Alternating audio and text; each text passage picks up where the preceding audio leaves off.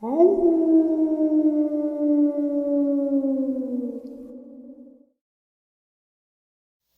and salutations, everyone. I do hope everyone is still doing well, and welcome to tonight's second half. Before we jump into it, a couple quick links. As many of you know, I rely on Patreon, PayPal, channel membership, and the merch to help the channel to continue to grow and go. Links to Patreon, PayPal, and channel membership is in the description below. Merch displayed directly under the video. Also, Dogman, Frightening Encounters, Volume 1 through 3, the audiobook versions. They were written and researched by Tom Lyons, narrated and produced by me, Jeff Nadolny. Those audiobooks are available on Audible, Amazon, and iTunes, links to which are also in the description as well. And finally, last but definitely not least, if you'd really like to help support the channel to continue to grow and go, simply subscribe. It does not cost a cent. Click the like button. Takes half a second. If you don't want to miss out on any of the informative uploads that I put out daily, click the bell icon. And folks, please leave a comment and share the video. Why? Well, because all of these things really do help this channel to continue to grow and go. They definitely do matter, and they are appreciated. And with that, I have taken far too much of your time. Let's jump in to the second half, shall we? Tonight's second half is going to be a compiled history of documents, all referring back to cryptids. From feral human, Bigfoot, Dogman, werewolf, whatever you want to call them. And these are documents that can be and have been proven and sourced. Meaning we all know about Alexander the Great, or we've probably heard of the experience Alexander the Great had where he had seen a race of dog-headed human beings.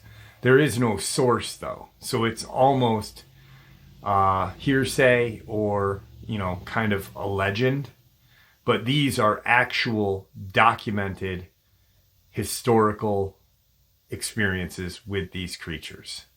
Let's jump into it.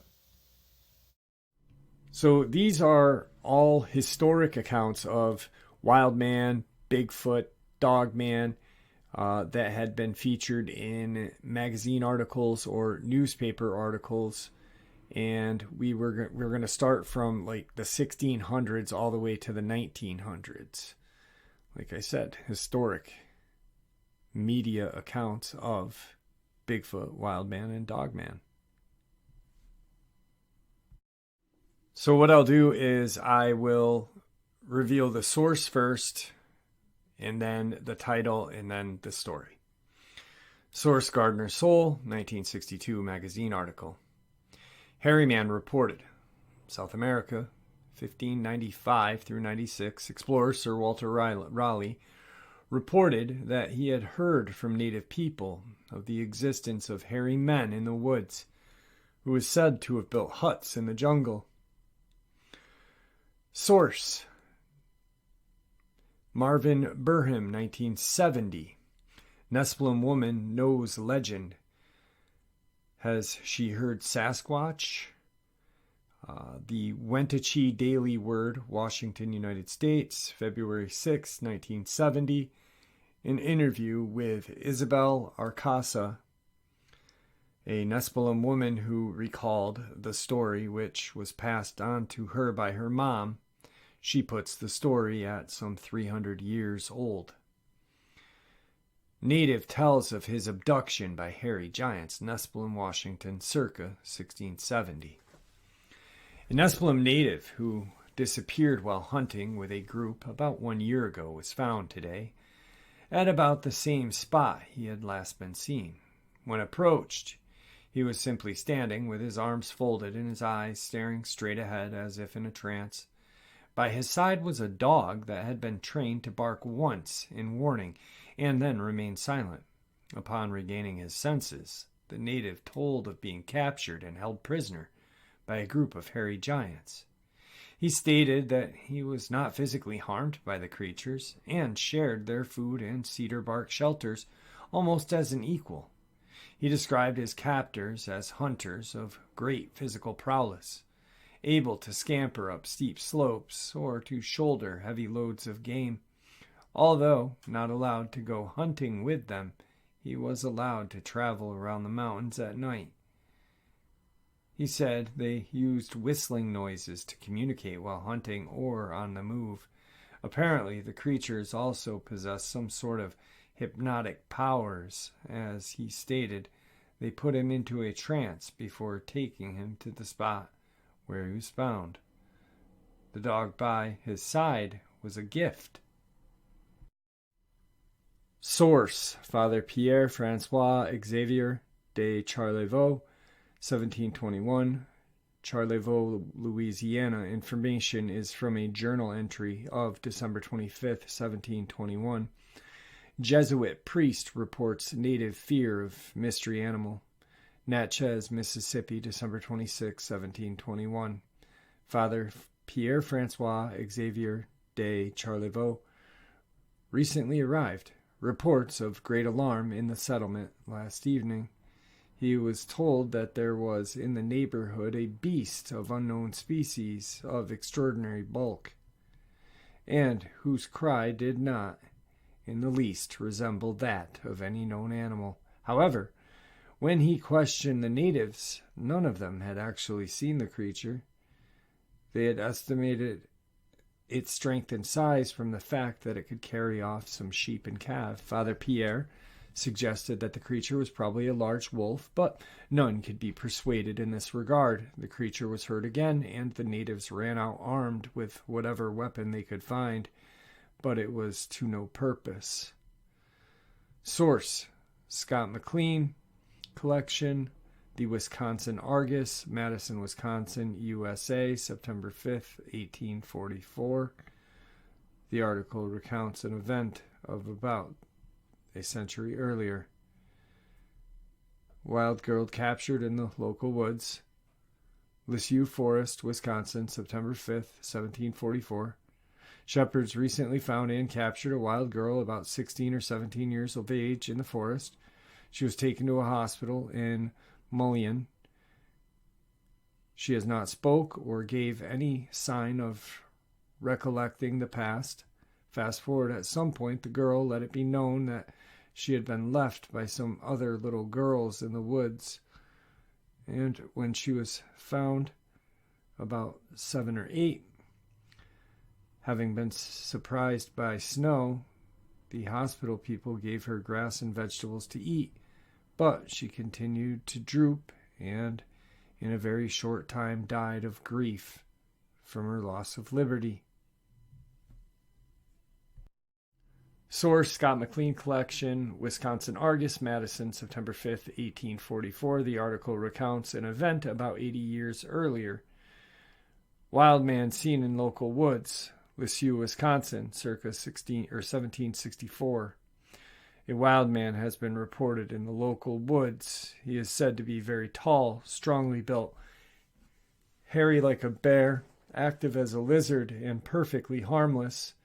His delight is in coursing the sheep and dispensing them, uttering loud peals of laughter at the confusion he creates. Sometimes the shepherds sent their dogs after him, but he never suffered them to come up with him. Nothing is known or has been traced respecting the history. It is assumed that he was some child left by accident or design in a savage solitude, where like Orson some bear nourished him, but never found a Valentine to restore him to humanity. About 20 years ago, a young girl was found in the same forest. She was captured and placed in the hospital, where she died a short time later. Source: no official heading. The London Times, London, England, January 4th, 1784. New World wild man arrives in France. France, January 4th, 1784. There is lately arrived in France from America a wild man who was caught in the woods 200 miles back from the Lake of the Woods by a party of Indians. They had seen him several times, but he was so swift of foot that they could by no means get up with him. He is near 7 feet high, covered with hair, but has little appearance of understanding, and is remarkably sullen and subdued. When he was taken, half a bear was found lying by him, whom he had just killed. Source: John Green, 1981, Sasquatch, The Apes Among Us. An account of a Nootka Sound in 1792. Nootka Sound, British Columbia, 1792. Jose Mozino, a naturalist of a Spanish voyage of exploration, reported the native people of the Pacific coast of North America have a strong belief in terrifying creatures called matlocks that are said to inhabit the vast forests there. Mozino states, I do not know what to say about matlocks, inhabitant of the mountainous district, of who all have an unbelievable terror. They, native people, imagine his body as very monstrous, all covered with stiff black bristled, a head similar to a human one, but with much greater, sharper, and stronger fangs than those of a bear, extremely long arms and toes and fingers armed with long, curved claws. His shouts alone, they say, force those who hear them to the ground, and any unfortunate body he slaps is broken into 1,000 pieces. So already, guys, we're seeing some Sasquatch encounters from back in the day. I believe what that Jesuit priest, Pierre, saw, Father Pierre, or was referring to, was a Dogman. And now this, I believe, to be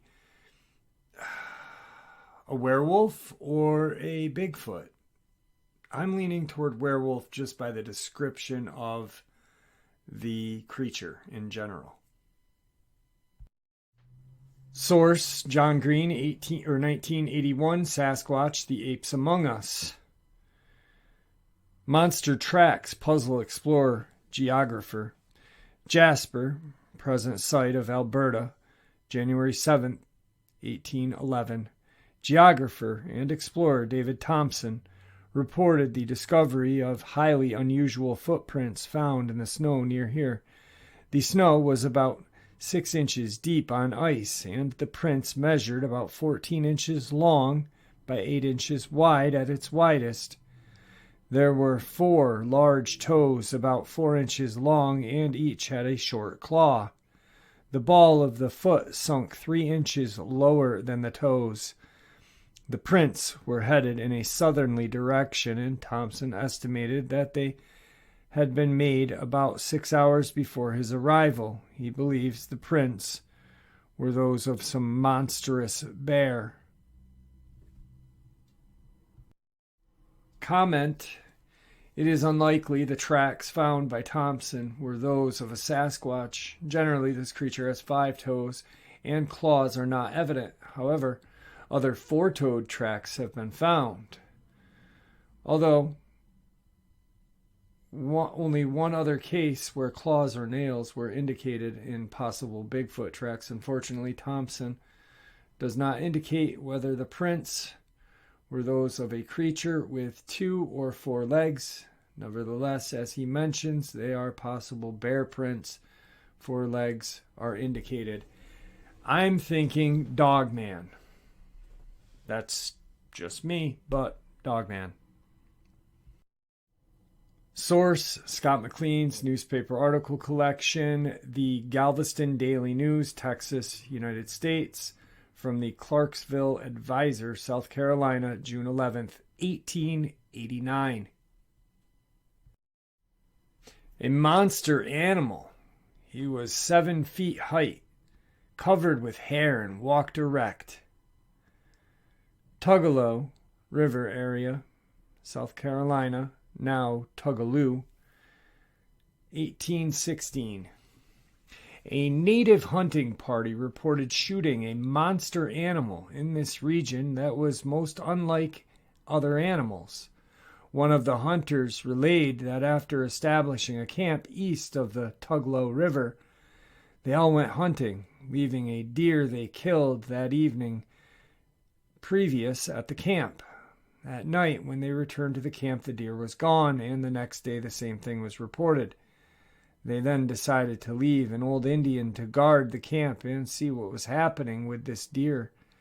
That day the old Indian saw a monster animal come and carry off the deer and was afraid to make any attempt to kill the monster, which was about 7 feet in height, and walked erect, like a man, hairy all over, and its mouth was in the chin and great claws on the fingers and toes.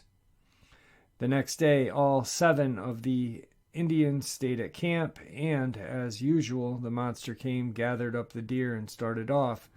When one of them fired at it, the ball taking effect in the back, the animal dropped the deer, turned, and started toward them. When the other 6 poured a volley into its breast, it fell dead. About 3 hours after that, the natives heard a noise like someone hooling a mile in distance. Yahoo, yahoo, yahoo. The natives left the camp and called on a posse for protection. A party of whites on horses with all the dog they could get. Then went in search of other animal and found it. It was like the one the Indians had killed, and putting the dogs after it, when it appeared in sight, the animal would run, but it could whip every dog they could get to attack it. The party pursued it to the river, and at 2 jumps it went across, where it was then shot. Note the original time frame place this article was during the time the Indians were in the South. The area where the incident took place was home to the Cherokee, who gave up their lands in treaties signed in 1777 and 1816. Source: Edinburgh Advisor, Florida, USA, July 21st, 1818. Wild animal, like a baboon seen.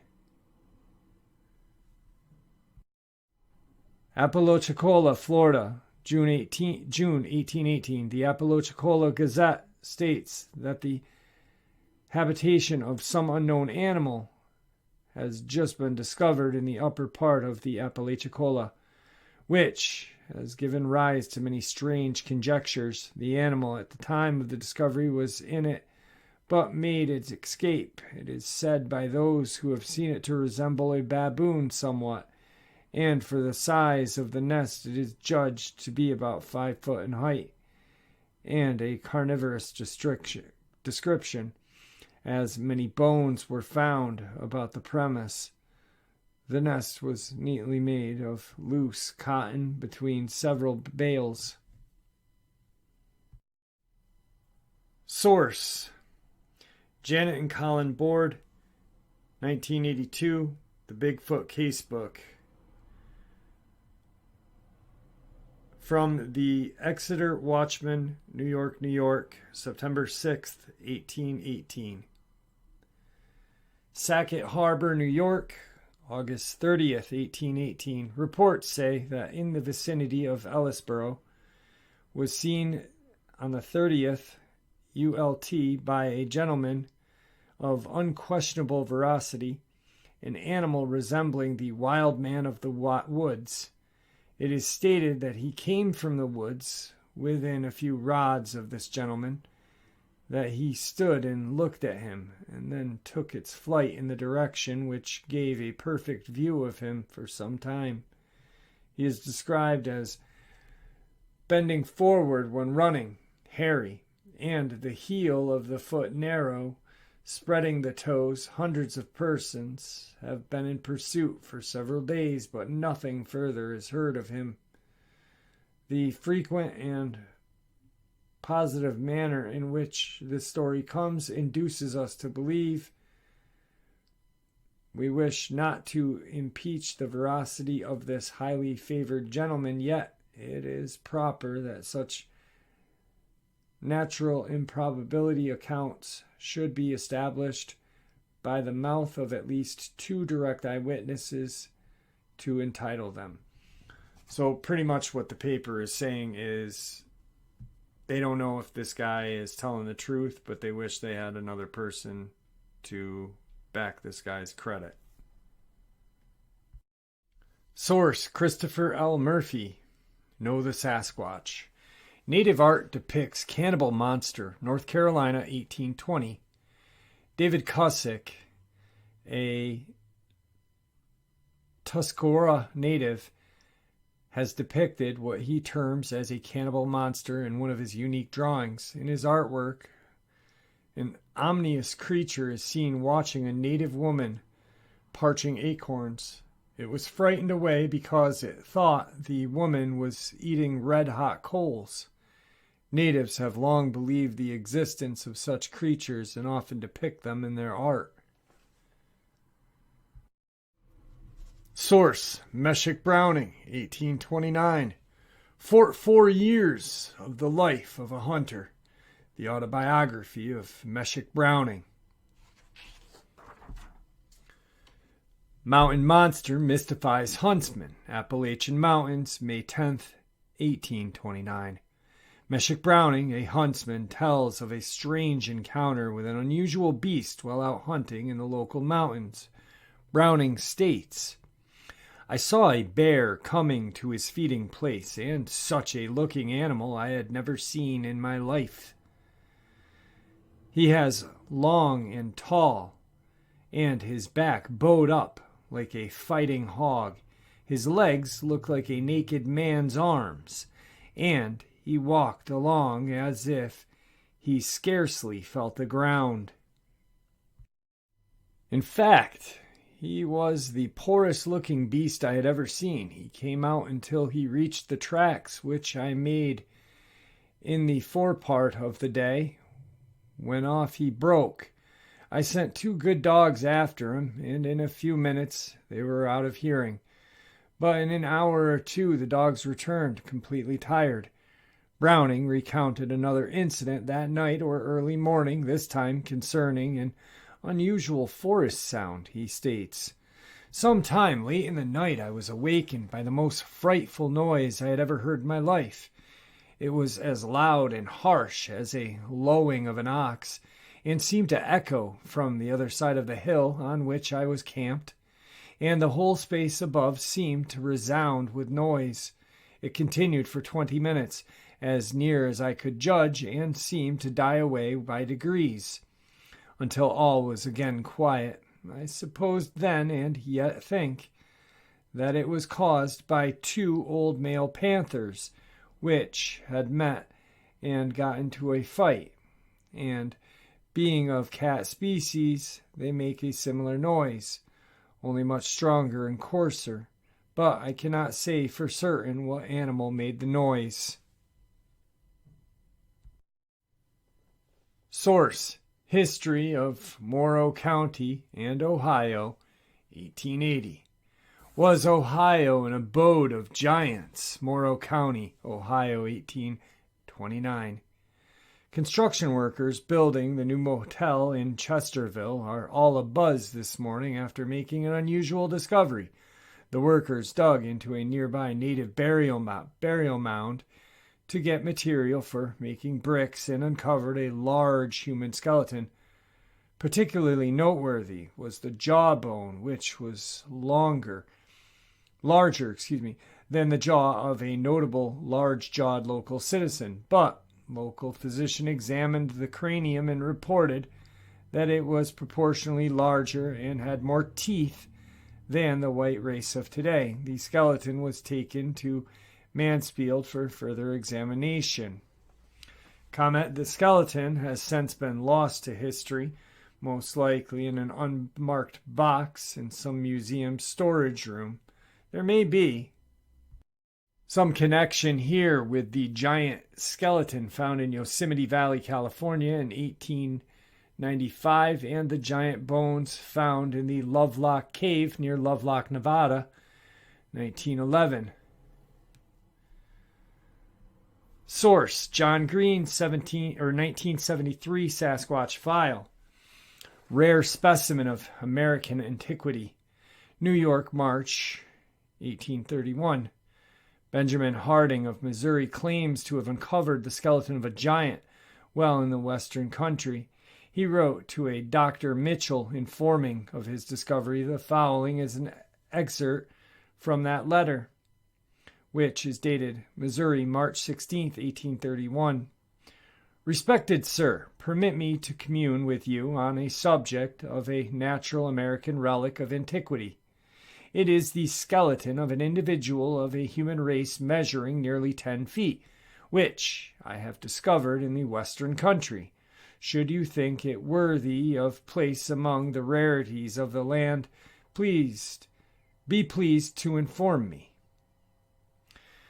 The Fredonia Censor, New York, reported on the find as follows from this account. We can see that the location was Mississippi. New York, May 18th, 1831, a human skeleton measuring nearly 10 feet in length was discovered in Mississippi a short time since by Mr. Benjamin Harding. There were giants in the lands in those days. Genesis. Comment: unfortunately, we do not have anything further connecting with this find. However, it is information like this that leads some researchers to believe that such remains are in old crate marked bones of some sort in a state museum basement or storage room. Source: Clark, Jerome, 1999, Unexplained. Strange creature seen in Himalayas. Walks on two legs. Himalayas, circa 1832. Native hunters in this region reported that they encountered an erect, tailless creature with long, dark hair all over its body. Believing that it was a demon, the hunters fled in terror. It is thought the creature was an orangutan. Source: A Wild Man in the Woods. The Memphis Inquirer, Memphis, Tennessee. May 9th, 1851. Odd creature spotted. St. Francis, Poinsett, and Greene Counties, Arkansas. 1834. A hair-covered creature of gigantic stature has been seen in these counties by sportsmen and hunters. There is no speculation on what the oddity may be, but it is very different from other animals common to the area. Source: John Green, 1981, Sasquatch, The Apes Among Us. Comes to us from The Strange Animal or Food for the Marvelous, Aurora, Dorchester County, Maryland, August 27th, 1838. A Whistling Wild Boy of the Woods, Southwest Bridgewater, August 1837. There is considerable talk about a strange animal said to have been seen in the area, although the individual who described the animal persisted in declaring that he had seen it and was at first considerably frightened by it. The story was heard and looked upon more as food for the marvelous than as having any foundation in fact. He represented the animal, as we have it through a third person, as having the appearance of a child 7 or 8 years old, though somewhat slimmer and covered entirely in hair. He saw it while picking berries, walking towards him erect and whistling like a person. After recovering from his fright, he is said to have pursued it, but it ran off with such speed, whistling as it went, that he could not catch it. He said it ran like the devil and continued to call it after the name. Source: John Green, 1981, Sasquatch, The Apes Among Us. Again, from The Strange Animal or Food for Mysterious, Aurora, Dorchester County, Maryland, August 27th, 1838. Hairy Whistling Wild Boy dodges bullets. Silver Lake Township, Pennsylvania, 1837. A youth, some 16 years old, working in the backwoods near the New York state line, is greatly perturbed over an unusual incident. He heard someone approaching him whistling merrily, whom he took as his younger brother. It approached within about 16 feet, stopped, whereon the youth looked upon it. To his amazement and utter shock, he gazed at something that had the appearance of a human, but was covered in black hair. In size, it was about the same as his 6 to 7-year-old younger brother. The youth had a gun, but it was some distance away. He quickly ran over, got the weapon, and fired at the creature, but was trembling so much that he could not hold the gun still. Just as he fired, the creature stepped behind a tree and darted off, whistling in the same manner as it approached. The youth's father stated that his son was greatly frightened by this incident. At the number of times during the afternoon when thinking about the animal he had seen, the youth would burst out crying. Source: Scott McLean, 2005. When Will Wonders Cease? Reprinted from A Wild Man of the Woods, Huron Reflector, Norwalk, Huron County, Ohio, June 25th, 1839.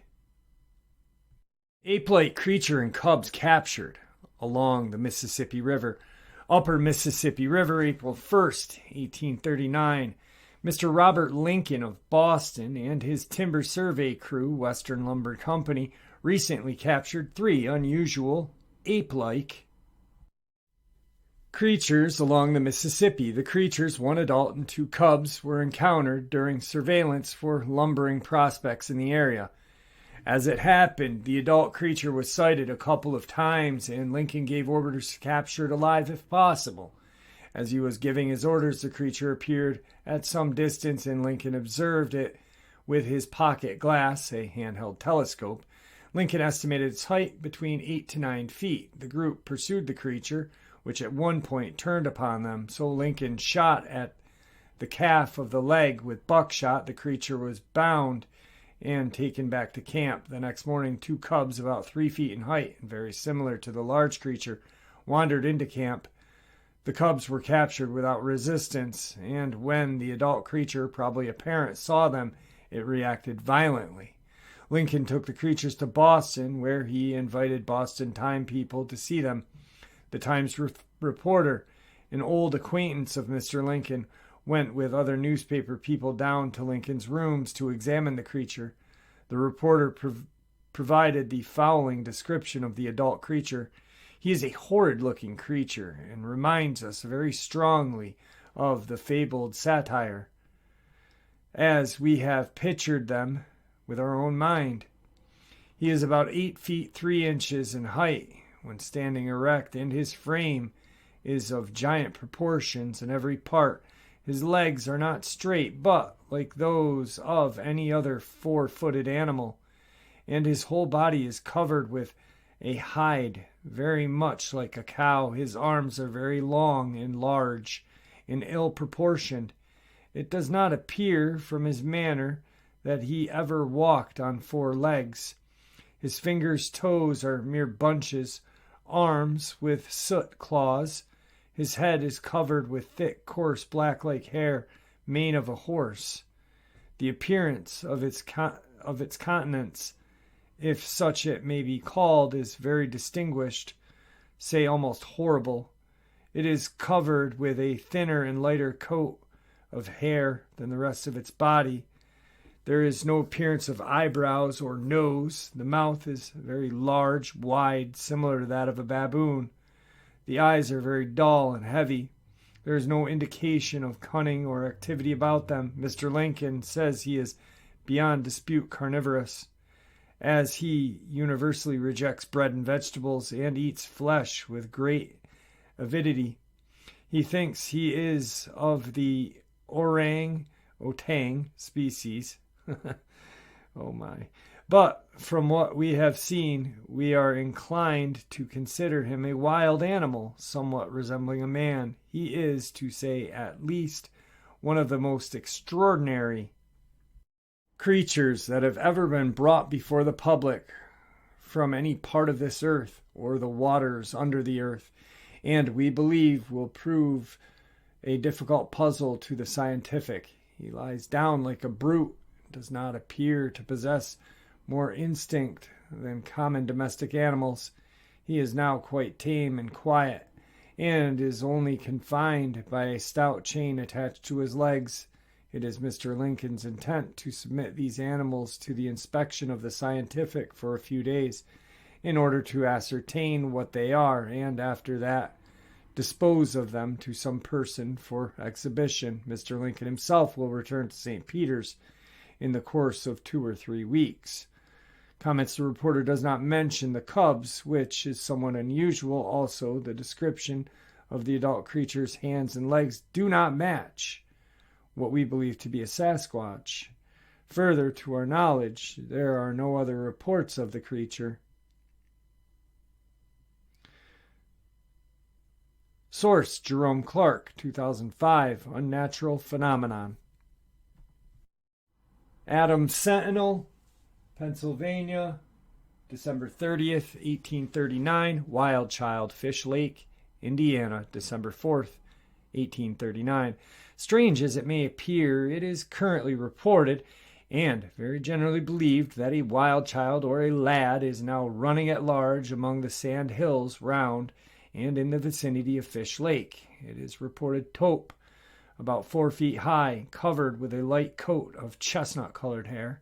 It runs with great velocity, and when pursued, as often been the case, it sets up the most frightful and hideous yells and seems to make efforts at speaking. It has been seen during the summer months running along the lake shore, apparently in search of fish and frog, and appears to be very fond of the water, for it will plunge into Fish Lake and swim with great velocity, all the time whining the most piteously. Source: John Green, Sasquatch, The Apes Among Us, taken from a diary page of Elkanah Walker. Natives complain of big-footed, foul-smelling thieves, Spokane, Washington, 1840. Some kind of creature has local natives upset and constantly on guard. Whatever it is steals fish from their nets, leaving footprints about 18 inches long and an intolerable odor that lingers in the area. Source: Tony Healy and Paul Cropper, 1994, Out of the Shadows. Warriors kill strange creature, junction of Yass and Murrum Bridge Rivers, Australia, circa 1840.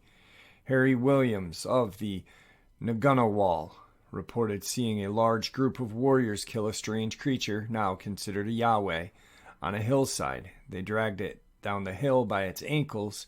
He described it as like an aborigine, but covered all over with gray hair. Source: John Green, Sasquatch, citing incidents files. Diary of Elkanah Walker, 1840. Natives express belief in giants, Washington State, circa 1840. The Spokane natives in eastern Washington have expressed the belief that a race of giants inhabits a certain mountain in the region situated to the west that is continually covered with snow. They say that it frequently steals their salmon, which it eats raw, and is identified by its 18-inch long footprints. They have learned to know when it is near because of its intolerable odor. Source: Vladimir Fushkrev, 1979, New Evidence, Technical Journal for Youth, number 6, July 1979, from the yearbook of the Tbilisi Governor's Museum and documents in the Museum of Regional Studies, city of Salikahard, Russia. Unusual monster killed in local forest. Near Tbilisi, Russia, 1845. A hunting party led by Faleli Laikislev reported that they had killed an unusual monster. They stated that its frame was human-like, with a height of about 7 feet. As to its facial features, they said one eye was on the forehead and the other on its cheek. Its skin was rather thick with a coat similar to sable. Its cheekbones were bare, and on its fingers there were claws. It had no toes on its feet. It had pointed heels. They observed that it was a male. They split open the body and noted that its blood was blackish in color. They left the body unprotected and reported the incident to the territorial police officer, giving him instruction on how to find the remains. However, the local inhabitants refused for a long time to show him the place where the creature had been killed. They finally led him to a meadow on which there were no trace whatsoever of the creature. A retired police officer, Andrei Sekhev, sent a report on the incident to the Berezky Territorial Court on December 16th, 1845. Fast forward to the late 70s, the Russian hominologist Dmitry Bayanov sent the following regarding this incident. Policeman Andrei Sekhev, who reported the event, did not himself see the monster, but relied on the words of the non-Russian hunters who probably spoke Russian badly. And that was one reason for the unnatural things in the description of the creature.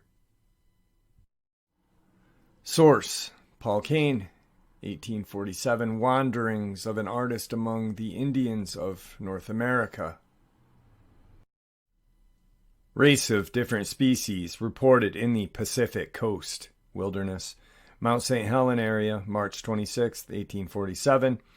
Explorer and artist Paul Kane arrived in the Mount St. Helens area today and was surprised to learn that the mountain has never been visited by Europeans or native people in the past.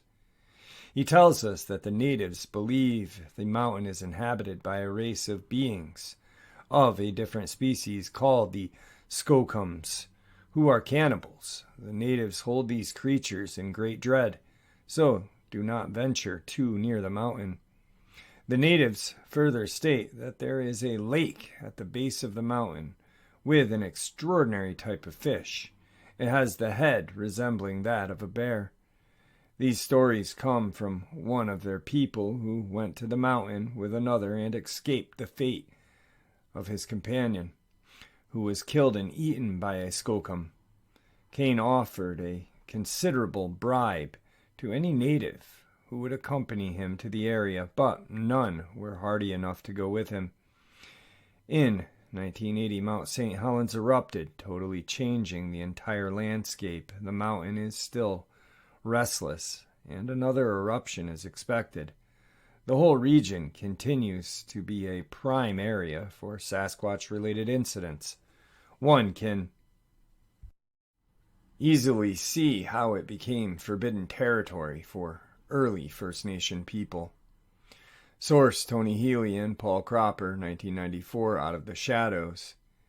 Fearless dogs fear hairy man. Cunningham Creek, Australia, circa 1848. A shepherd in the employ of W. Sultan claimed that he saw a hairy man in the scrub north of here. He said that it walked upright and that his dogs, which hunted everything in sight, ran back from the creature with their tails between their legs.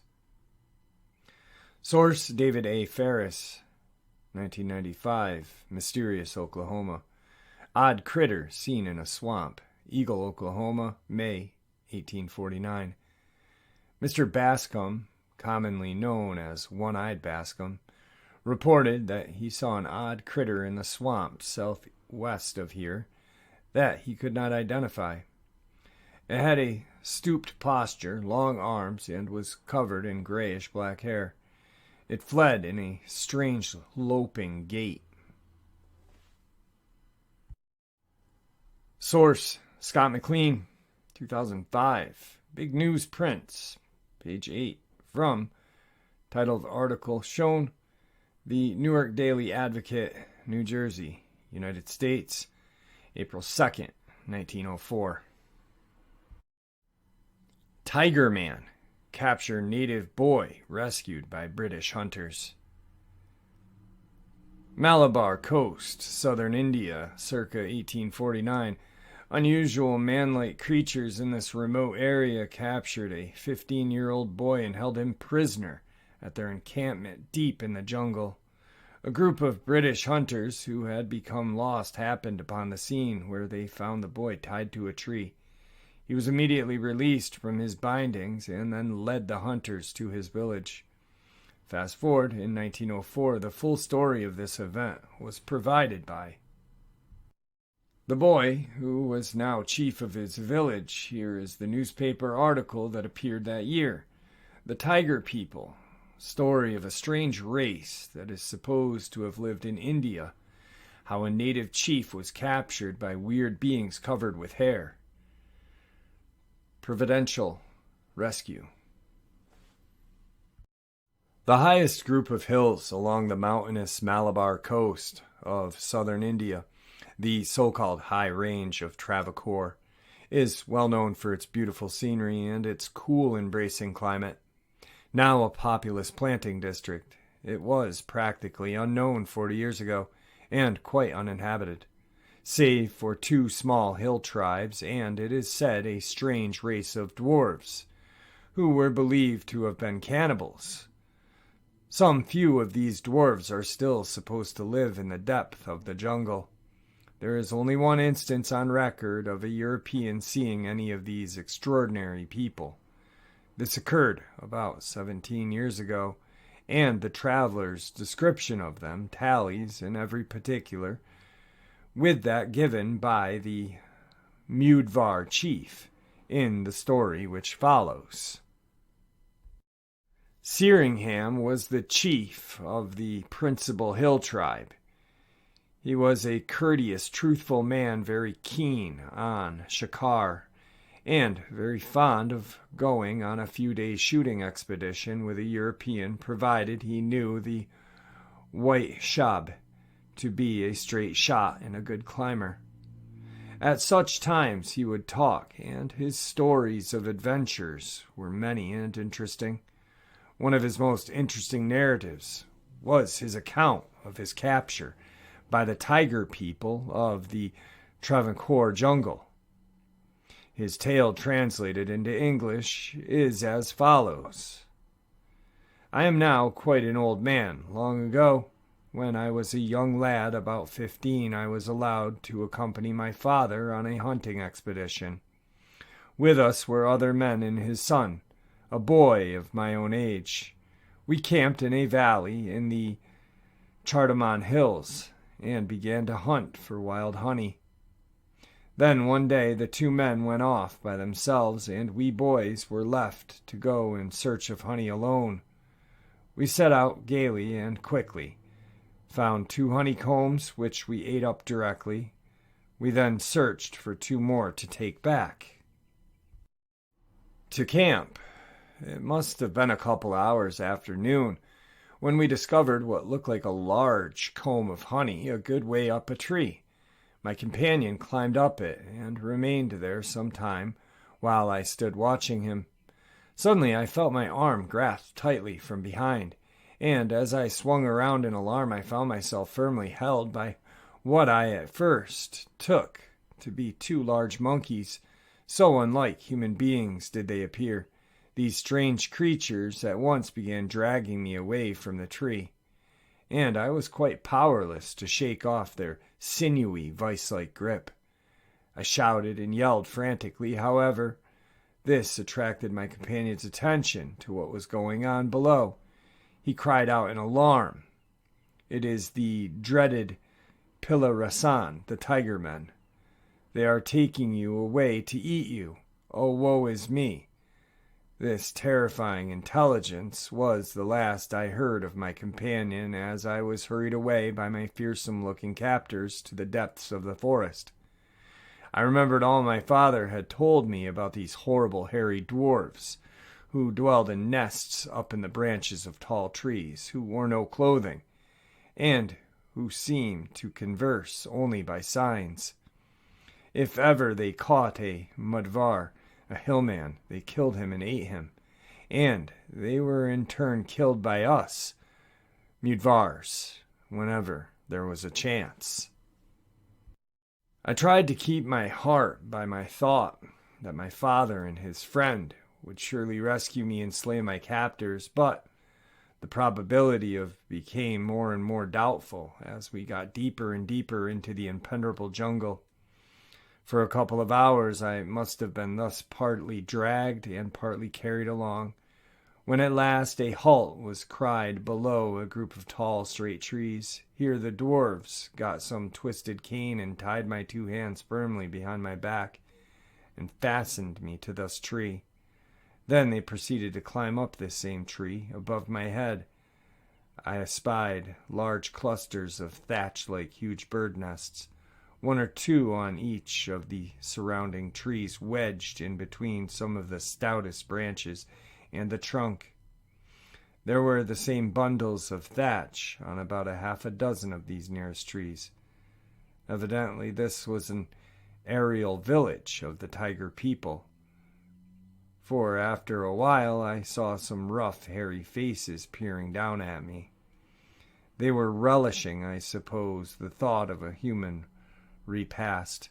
Presently my 2 captors, descending the tree again, gave a curious bird-like call, and all at once from the nests I had noticed dark forms beginning to descend. Soon I was surrounded by a curious group of men and women, all hairy and repulsive, all short, wiry, and monkey-like, peering at me with hungry, gleaming eyes through shaggy, overhanging hair matted with mud. I was almost terrified out of my wits at the sight of these weird beings, and could not utter a sound. Just then, however, a new group of 4 or 5 tiger men arrived, dragging along a slain jungle sheep. At sight of this, the 12 or 15 people surrounding me made a wild rush to the sheep and began tearing it to pieces and devouring it raw, while the men who had brought it came and examined me with grimaces and pleasure. One prodded in the ribs with a big twig, while another suddenly slung a strange weapon around his hand. It was formed by a large stone fastened by long strips and a twisted hide to a stout stick. This weapon, I understand in a flash, was to slay me, and with closed eyes I shrank back and close as I could to the tree, to which I was tied awaiting my doom. Suddenly a queer barking sound close by, repeated in a quick succession, arrested the attention to those around me, and in a moment the dwarves, seemingly much terrified, were all scurrying back up their trees like a lot of hairy spiders. Then 2 most wonderful dogs rushed out of the forest barking at the trees, and finally seeing me, came and yapped around me. I was so lost in fear and apprehension at the sight of these strange animals that I did not notice the approach of a still more startling wonder. But a shrill whistle and a few short words of command suddenly called away my new enemies, and I saw before me 2 beings such as I had never dreamed of. They were clothed in all sorts of strange garments, and even their feet were clothed and shod, and their faces and hands were white. One of them had keen, piercing eyes the color of the sky, and hair the color of a flame. Was I already dead, and these were spirits, or how came these great, strong, pale-faced people to stand before me? Not long they stood and looked. Then they exchanged a few remarks, and one of them laughed as they looked up at the nest of the tiger men above our heads. Then I understood that these were also men. Presently one of them carefully laid down what I know now was a rifle, and came to set me free. I then learned that these pale-faced men belonged to the white race that ruled all the low country around our hills. They had come on a shooting expedition from the south, but had become lost in the jungle. It was settled that I should guide them toward my father's camp, and this I did the next day. We met my father and his companions 2 miles from his camp. Then we started for home. Great was the excitement when we reached the village and halted outside. At the sight of the white men, all the women and children fled into the jungle. My great uncle, the chief, however, advanced and gazed on the white men, and then on me. Then he began to chant a sacred legend of the white man that had once before long ago appeared in the mountains and had been guided by our ancestors. It was prophesied that when they appeared a second time, they would create a settlement up here, and that the Mudvar, who first found them, should be chief. I had brought them, and therefore, said my uncle, I should in time be made chief of the village. That is how I became chief. Source: John Green, 1981, Sasquatch, The Apes Among Us. Originally from Camping Out, Cluey related his experiences to 3 prospectors when acting as their guide in 1866. The story was provided in this book, which is about the prospector's trip. Curious creature visits trappers.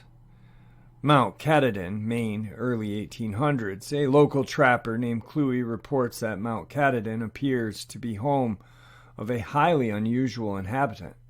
While camping near the lake with a friend, Cluey stated that a man-like creature covered in hair approached their camp at night and then simply walked away. The next day at dawn, the same creature was seen standing on a rock by a small island in the lake. Cluey referred to the creature as Pomola, the Injun devil, a name he apparently heard from others. Source: John Robert, Colombo, 2004.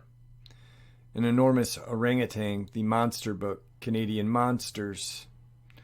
Originally from the St. Catherine's Journal, Ontario, Canada, July 18th, 1850. An enormous orangutan startles residents, island off the coast of India, July 18th, 1850. A resident here stated he found an enormous orangutan or monkey of some sort sitting in a chair on his veranda. The man had left his chair momentarily, leaving behind a book, which the creature was now holding and looking at. The man had approached the creature from the back, and when it had turned to look at him, he saw that it had a very dark face with large white whiskers and a beard. Its body was high brown in color, and its hands were peculiarly large.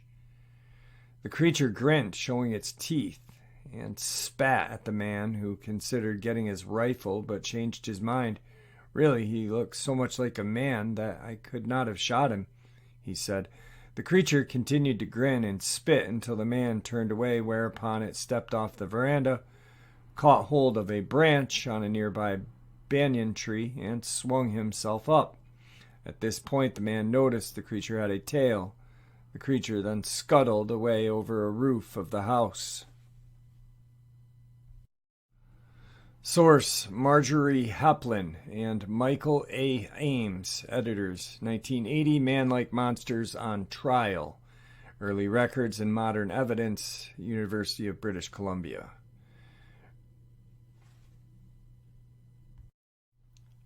Ape of some sort influenced native art. British Columbia, Canada, circa 1850.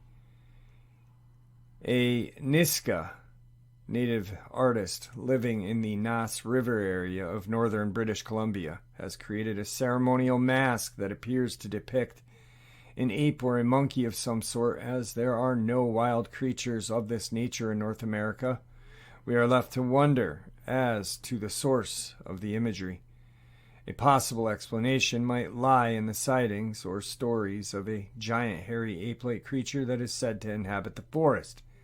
Fast forward, the mask was collected by Lieutenant G.T. Evans in about 1914 and is said to date back to the mid-1800s. In documentation accompanying the mask, Emmons wrote that it represented a mythical being found in the woods and called today a monkey.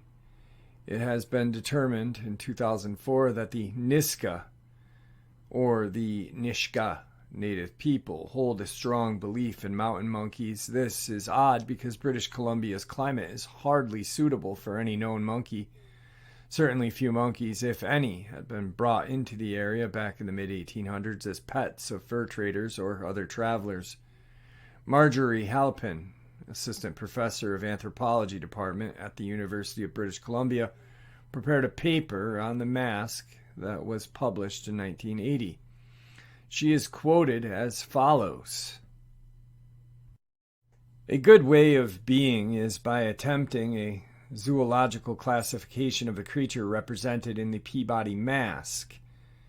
According to the physical anthropologist R.D.E. Mashby, it does not resemble any known species of primate closely enough to be identified as a zoologically verifiable animal. It does have primate attributes, 4 of which are especially noteworthy: the brow ridge, the shape of the nose, the distance between the base of the nose and the upper lip, and the chinless lower face, or proganthic. The brow ridge appear from the photographs to be bow-shaped and sharply delineated from the forehead, a form replicated in many monkey species and quite unlike those of men, fossil or recent. The dished-out nose, with its round, somewhat laterally declared nares, is striking and is perhaps the best single monkey-like feature on the mask, while the large mobile upper lip is prominent in apes. It is also characteristic of numerous monkeys. The proganthicism of the lower face and lack of a chin also strongly evoke the non-human primate. Such identification is, however, counteracted by the lack of large canines, which are characteristic of every other primate except man. Comparing these to other attributes with those of both Old and New World primates, McPhee concludes that, except for the absence of a prominent canine, if the mask represents a monkey, the most likely model would be found along a short-faced monkey of the Old World." Source: John Green, 1973, The Sasquatch File. Originally from the Times, Picayune, New Orleans, Louisiana, May 16, 1851. Farmers in the county report that a wild man covered in hair has been seen chasing cattle. They say he leapt 12 to 14 feet at a bound as he ran. Footprints were found. He had been measured 13 inches long. Source: John Green, 1970, Year of the Sasquatch. Originally, Wild Man of the Woods, May 9, 1851, Memphis Enquirer, Tennessee, U.S. And then appearing in the Compeller, Gettysburg, Pennsylvania, U.S., June 2, 1951. Wild Man of the Woods, Greene County, Arkansas, March 1851. Mr. Hamilton of this county, while out hunting with an acquaintance, observed a drove of cattle in a state of apparent alarm. Evidently pursued by some dreaded enemy, halted for the purpose, they soon discovered as these animals fled by that they were followed by an animal bearing an unmistakable likeness of humanity. He was of gigantic stature, the body being covered in hair, and the head with long locks that fairly enveloped his neck and shoulders. The wild man, for so we must call him, after looking at them deliberately for a short time, turned and ran away with great speed, leaping from 12 to 14 feet at a time. His footprints measured 13 inches each. This singular creature has long been known traditionally in the St. Francis, Greene, and Poinsett counties. Arkansas sportsmen and hunters have described him so long as 17 years since. A planter indeed saw him very recently, sometime between March and May 9th, 1851, but withheld this information lest he should not be credited until the account of Mr. Hamilton and his friend placed the existence of the animal beyond cavil. A party was to leave Memphis in pursuit of the creature. Source: Scott McLean Collection, A Wild Man of the Woods, The Adams Sentinel, Gettysburg, PA, June 2nd, 1851. Expedition Plan to Look for Wild Man, Gettysburg, PA, June 1851. The sighting of a wild man in Greene County, Arkansas last March, and previous sightings in that county and St. Francis and Poinsett has aroused a great deal of interest in that region. Various conjectures have been ventured in regard to the oddity. The most generally entertained idea appears to be that he was a survivor of the earthquake that desolated that region in 1811, thrown helpless upon the wilderness by that disaster. It is probably that he grew up in this savage state, until he now bears only the outward resemblance of humanity. So well authenticated have now become the accounts of this creature, that an expedition is organized in Memphis by Colonel David C. Cross and Dr. Sullivan to scout for him. All right, folks, so just something a little different. I hope you guys enjoyed this. If you did, please let me know in the comment section. I actually have a complete documented history from newspaper articles ranging from the 1500s all the way up till the early 1900s of people encountering these different kinds of creatures. If that's something that you're interested in hearing, let me know. I'd love to just sit down and go through all of those articles and share them with you. They're very fascinating. And the writing is so different. The kind of change in terminology and the usage of the English language is very interesting. But anyway, let me know if you liked it and you want more of it. I hope you enjoyed it as much as I enjoyed sharing it with you. And I'd like to thank you all for supporting the channel. It is your support, after all, that helps this channel to continue to grow and go. And honestly, what gives us all a place and a chance to share our experiences and theories judgment-free. Everyone is simply treated with the respect that we deserve. Please stay safe, happy, healthy, and ever vigilant, keeping an eye on our children, pets, family, and our friends.